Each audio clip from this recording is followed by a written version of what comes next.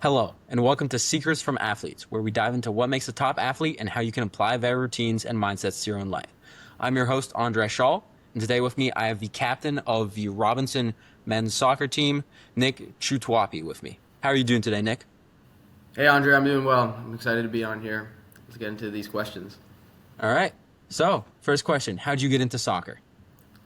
Yeah, so soccer is it's a sport that kind of runs in the family, at least a few generations. My mom played when she was a kid and through college.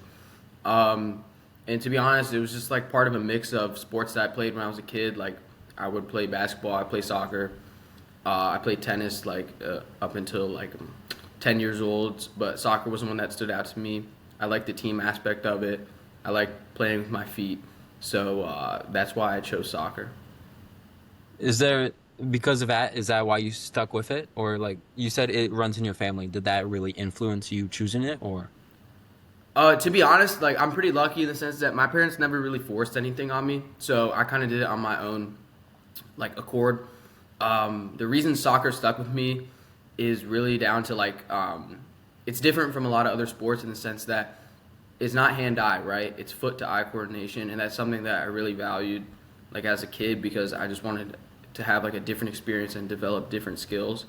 And on top of that, like the most popular sport in the world, I loved watching the World Cup in 2014. That's the first one I can remember, and I think that would be the event that really, inspired me to stick with. Is like, man, I want to be like these guys one day, and that's really why I chose it. So are you? Oh, my bad. Are you thinking of pursuing it onto the Division 1 level? Yeah, so this is a situation I've thought about a lot recently.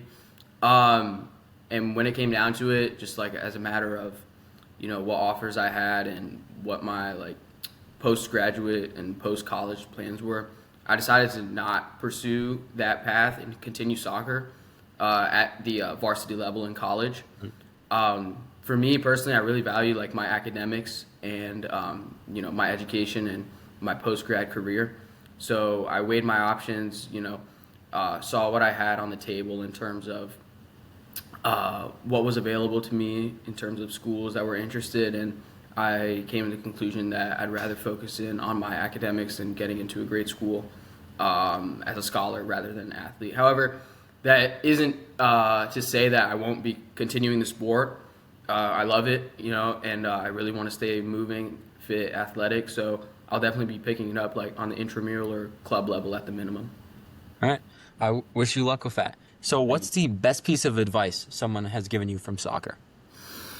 This is a good one because it's also really good life advice, and it's like you want to surround yourself in a good environment for soccer, like players and coaches, but in life, like your people. So to elaborate on that, I've had a few coaches tell me this and players, so that's how I know it's good advice if everyone's saying it. So you don't want to be in an environment that's going to hurt you or prevent you from growing.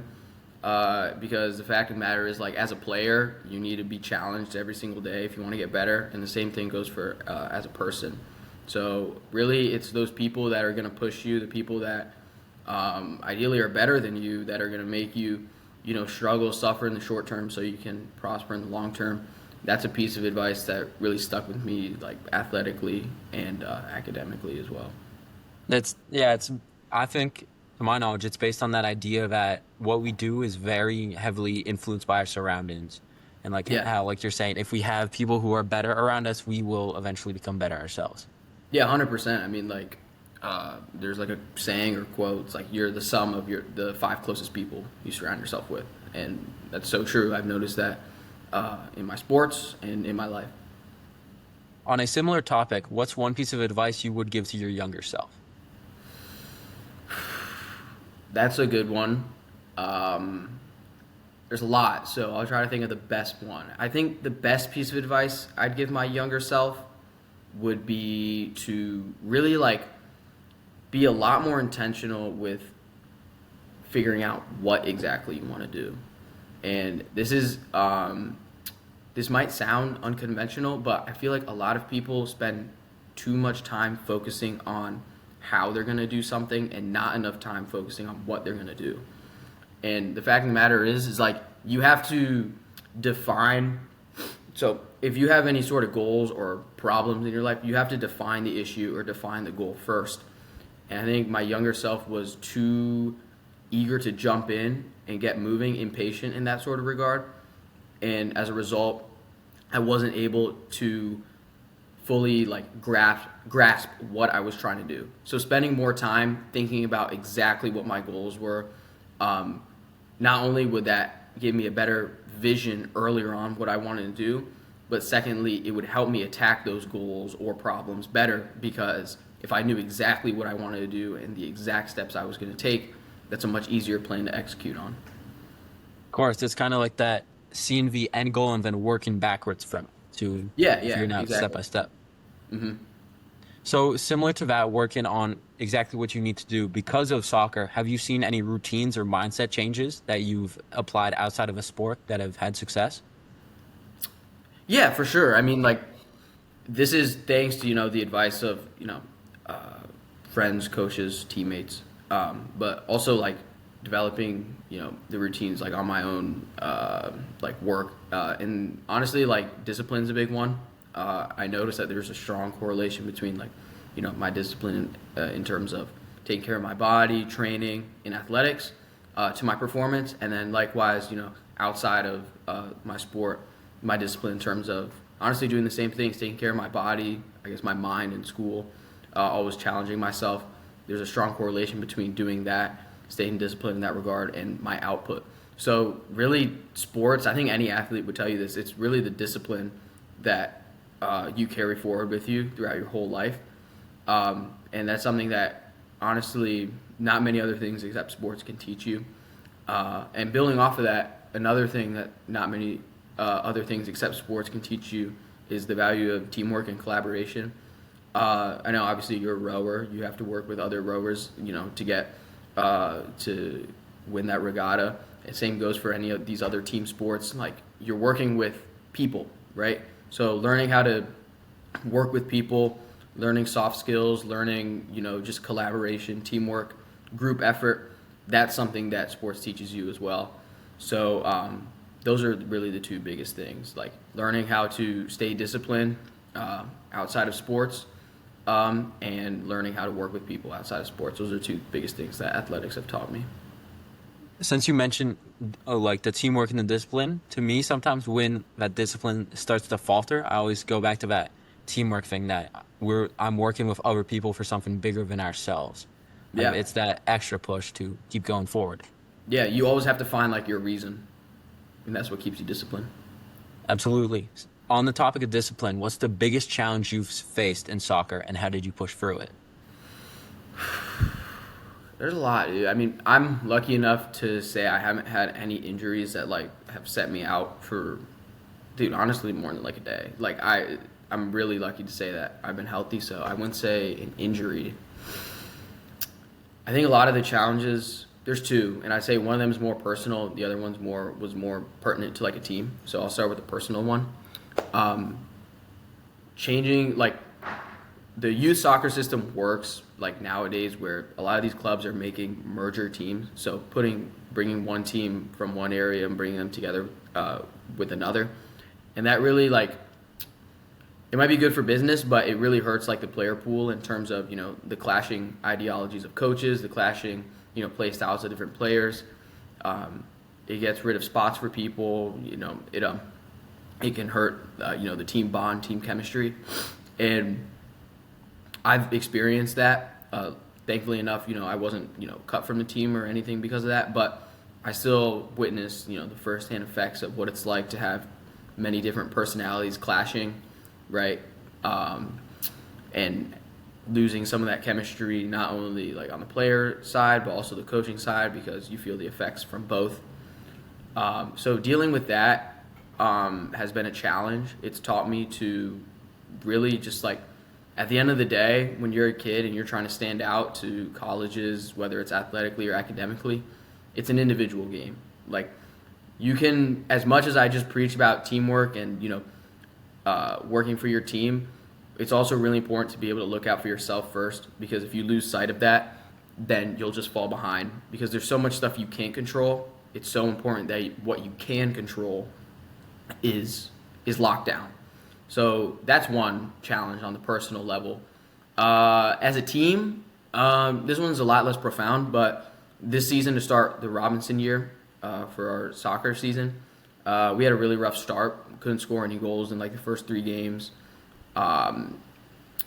It was a big shock because we came off of a district title and it looked like we weren't gonna win anything. So really regrouping the guys and getting up off our ass was really like a challenge, but so worth it in the end. As a captain for a V team, how do you regroup a guys and get them remotivated, re-inspired? Yeah, so that's a great question because there's 4 captains. So I think if you asked a different guy, they would have a different response, which is actually good though because you need different opinions and different styles of leadership. So I'll give you my take. For me, I think it just comes down to asking the question of where do you want to be? Because like I just mentioned, like there's no one else responsible for your success other than you. So asking the guys this question, like, hey, where do you guys want to be? At the end of the year, for a team like us where we have a history of high achievement, right? It really sets it in stone that this is our fight, this is our journey and task that we have to accomplish. So in that sense, it's less of a top-down approach where you're controlling what these guys do, but it's more of an awakening from the bottom up, reviving that fire or spirit that gets these guys going. That's how I like to do it. Because at the end of the day, like I said, you're not going to be able to control what people think, but you can plant these seeds in their head that are going to spark some motivation at the minimum, and then hopefully it develops into discipline, and eventually it leads into success like we saw this season. I forget who has this quote, but it's your thoughts control, I believe it's your actions, which then control your habits, which then create your life. So that's exactly what it is, planting that seed of the thought and having it expand, like you're saying. Yeah, I mean, 100%. That's science too. I know back then people thought that was just wisdom. No, that's science.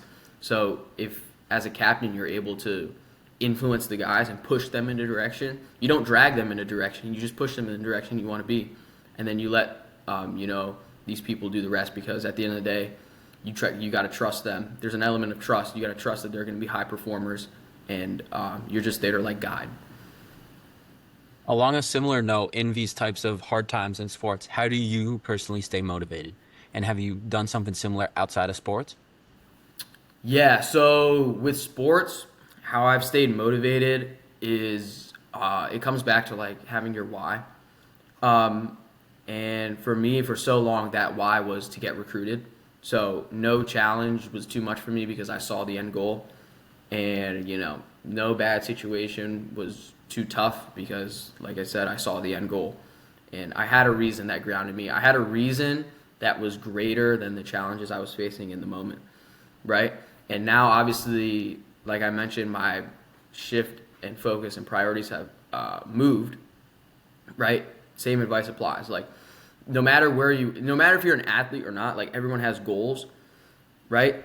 You have to come up with a reason for those goals that's greater than any challenge you can foresee, that you might be facing. So if you're able to do that, then there's no reason that you should stop. If you don't mind sharing, have you thought of what you switched your why to now for sports and outside of it? Are you saying exactly what my plans are, or why did I switch? Or not why you switched, but you were saying you had that why behind sports was to get recruited, but now that you switched that mindset, what is your new why behind it? Oh yeah, of course. So my new why is focused more in the classroom, right? I really my family really prides education, and that doesn't just go to my parents; it goes to my grandparents on both sides, and even their parents. So honestly, it comes down to satisfying that legacy of what the family is in terms of education and high achievement. uh, in their respective careers. So that's really something that motivates me. And carrying on a family legacy is like, not to make it like cliche or corny or whatever, but it means a lot more than you would think. And that's something I've realized growing up, that like, you know, I have these desires to really make the family proud, make my parents proud, grandparents proud. So that's a really big reason for my why, and I think that's honestly stronger than any other reason I can think of out there, and which is why it keeps me going. Yeah, that's a great why to have. I think you're already starting. You're already doing that very well. Yeah, 100%. So with pre-game rituals, what, if you don't mind sharing, what is your pre-game ritual? Dude, pre-game ritual. So let's take example like from this Robinson season. This is kind of a letdown. I'm not gonna lie, but it would just be take a nap, dude. Like sometimes I'm exhausted after school, and like if we have 7 o'clock games, so just take a nap and get recharged, reset. That's great. But on a real note, like what I'll actually do is I'd like to go outside before. I don't try to eat too much, but that's my personal thing. Like I know there's people out there that, let's say they have a morning game, they want to load up on a huge breakfast, or even like an afternoon game, or an evening game, they're gonna eat dinner before. That's just not my thing. I just like to drink water. Excuse me, maybe a little bit of fruit. But getting outside's a big one, just to kind of let loose, get free, shake the body out. But yeah, that comes after my nap. So those are two things: I nap, I drink water, and I get outside. When you mean get outside, is this already at the like game you're at, like seeing the pitch, or is this just outside in nature in general? Oh yeah, yeah. Sorry. Let me clarify. I'm talking like at my house. Like I'll go outside, take my shoes off. Just like walk around. Barefoot in the grass, and I think that's really nice. It helps. Not only does it help like my mind, but I feel like it also helps my body just loosen up a little bit. Obviously, when I'm at the field, like I'm going through my dynamic warm ups. This, that, the other stretching, but I think really where my real warm up is at my house. Getting in the sunlight, getting my bare feet on the grass, that sort of thing.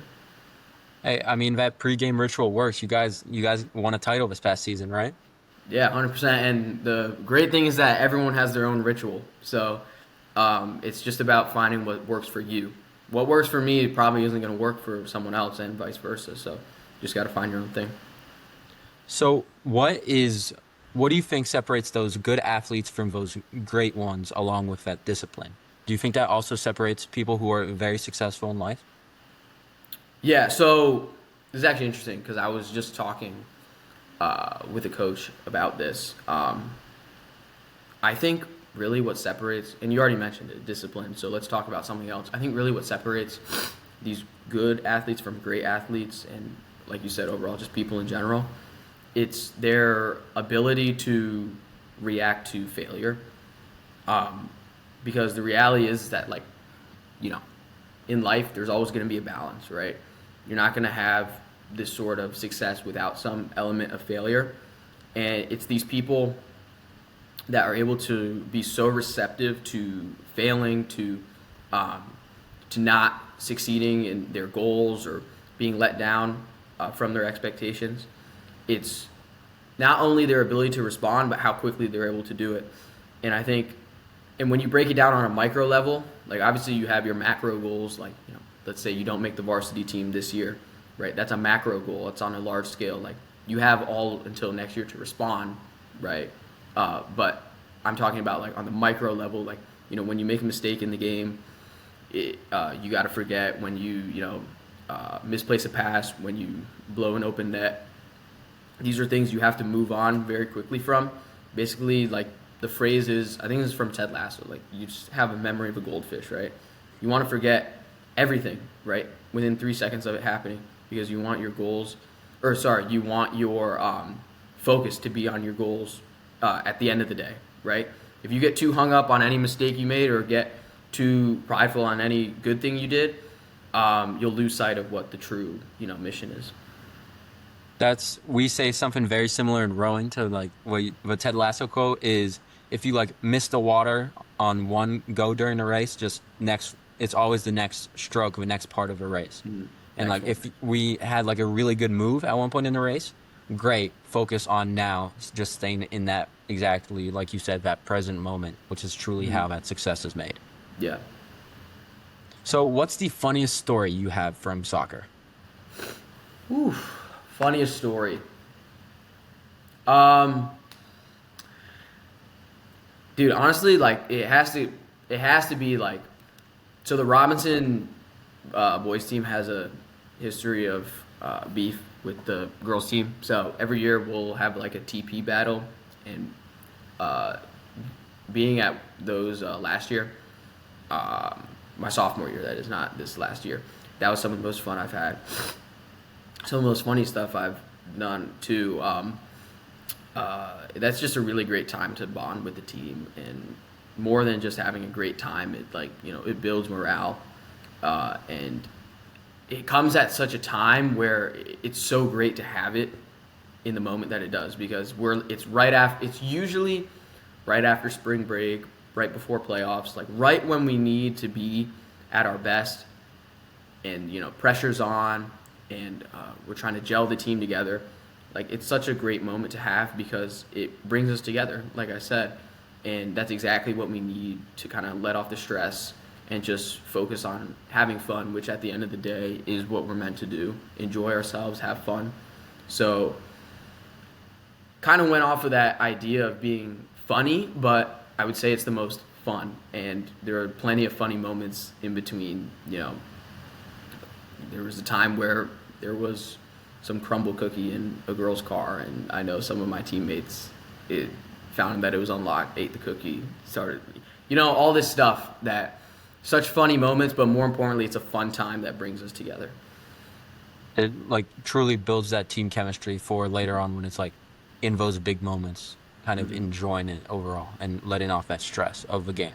Exactly. Like, and I'll say this, I'll never back down from this point. A team that is excuse me, more closely bonded, but maybe not as good as a team that's elite but not closely bonded, they'll always win out. That first team will always win out because that bond is so important, and you need that to succeed. Especially in those team sports like soccer. 100%. And my final question before we get into the blitz questions is, what are your future plans? Future plans. Okay, so like I mentioned, soccer is going to be something that's more at the club intramural level, and I'm obviously going to try to remain athletic in everywhere I can, because it's good to exercise. I'd love to attend, the best academic institution I can in 1 year's time. Um, I'd love I'd love to major in economics at that school, and then I have aspirations for breaking into investment banking. Is really where I see myself at. In the short term, I guess in these next few months, I'd love to, complete a great semester one, get some great grades, and then this spring, I'd love to go back to back in any way I can with Robinson. Maybe a district title, maybe even another region title. Who knows? But we did something last year hadn't done in 24 years, so now is the time to strike when the iron's hot. So let's go back to back. Exactly. Well, I'll see if I can catch some of those games this season, and maybe in a few years I'll see you in the business world because I also want to go into business itself as well. Yeah, that's great. All right. Now for the blitz questions. Basically, these are shorter, just more fun questions. Don't give it too much thought. Just answer first thing that comes to mind. Got it. All right. Favorite cheat meal? Cheat meal is gonna be these one noodles from Pho Dung. Those are really good. Honestly, that's not too much of a cheat meal, but that's my go-to. All right. All right. I like it. Favorite day of the week? Gotta be Friday. Friday. Friday's great. But now that school's starting, Saturday. Saturdays. Yeah, Saturdays. I love Saturdays. Yeah. What's your favorite vacation spot? Dude, I just came back from Bahamas like 2 weeks ago. That's got to be my favorite. I mean, nothing better. It was just like an escape from everything. Just like on the beach, right? Exactly. Yeah, yeah, like That beautiful area? water, amazing. That's awesome. I've never been. That's on definitely on my list of places to go. What's your favorite book? book. Ooh. There's here. I don't have one I can think of off the top of my head, but there's one that I want to read. It's called The 400 Questions, and that's like the manual to investment banking, and that's something I'd like to educate myself on. So Interesting. Interesting. What's your favorite movie? favorite movie is gonna be like Star Wars Episode 4. Actually, Episode 4. I love that movie. Really? Okay. Yeah, I'm a Star Wars guy, so no surprise there for that answer. But Episode 4, I think, is a hot take. Everyone says Episode 5 or Episode 3, but I really like just the first one. I'm a big Star Wars fan too, but I have to go with Episode 6. For some reason, I Six? just really like that one. Yeah, dude, they're all good. So Yeah, there's no wrong they're all answer. good. If you couldn't play soccer but could be really good at another sport, what would it be? Uh, Tennis. Like I love Tennis? tennis, to be honest. Like I really like watching it, and it's just I like the idea of hand-eye coordination. So honestly, any racket sport, I'd love to be great at tennis. Love to be great. I'm already pretty decent at ping pong, right. but I don't want to like gas myself up too much. But that pickleball, one of these racket sports, Future Olympic champion in ping pong? dude. I've been training, dude. I get in the lab. I've seen some of those Olympic games. It's insane. It's like 3 hours, and they're just hitting it back really fast. It was honestly very entertaining. Yeah, so that me and my buddy we play a lot, or we used to play a lot. So we, like I said, it's your environment, so we got each other a lot better. Yeah. If you could either have time travel or super strength as a power, what would you choose? Definitely time travel. And wait, here's the stipulation. Am I able to like change stuff, or do I just go there and observe? You can change stuff, except it would, of course, change the future. Yeah, time travel. I'd All right. I'd go back and change a lot. All right. So now some more soccer specific ones. What's your favorite like soccer trick? I think it's called like a flare. Is that what it is? Or? Yeah, my favorite soccer skill is gonna be I like the honestly just like a simple body feint. That's kind of like a pretty basic answer, but like if we're talking about what's most effective, what gets the job done, it's gonna be that. Hey, simple doesn't mean bad. So Yeah, let's no. get the job done. Yeah, exactly. Yeah. And on that same similar topic, what's better for soccer, having a smart mind or having strong legs? Mine, 100%. And this is something that you'll ask any good coach. If they don't answer this, they're not a good coach. But soccer's played with the head, right? The feet are just the tools. There's a famous player known like as the father of the modern game, Johan Cruyff.